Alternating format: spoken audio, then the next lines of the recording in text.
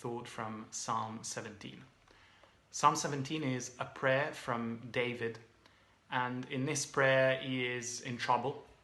He's surrounded by his enemies, as usual for David, and he's pretty upset. He approaches God, first of all, justifying himself, bringing his righteousness towards God.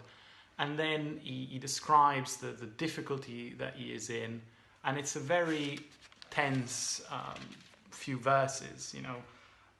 He hopes that God will hear his prayers, and he's very concerned about the arrogance, the aggressiveness of his oppressors. So he knows that God is with him, but at the same time he is quite afraid. You can really sense the tension in his words.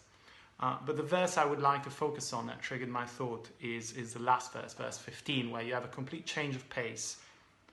As for me, I will be vindicated and will see your face.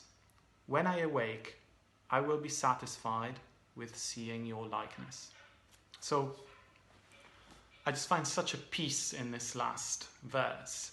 And it's as if this torrent of emotion, of fear, of anger, of resentment that David brings to God in his prayer is suddenly extinguished. It runs out of energy.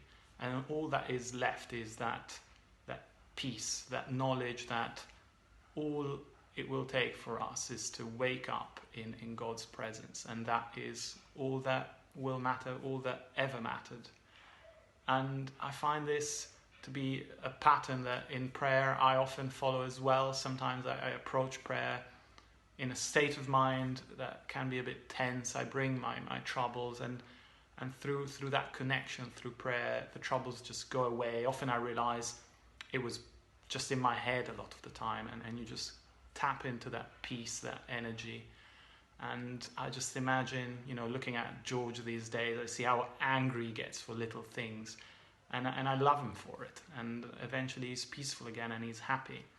And I think, if we can love our children when they are acting up, even though the problems aren't as big as they seem, how much is God going to love us, and how much tapping into his power we can solve our problems, which, as huge as they seem, will seem like nothing when we ultimately wake up in his presence.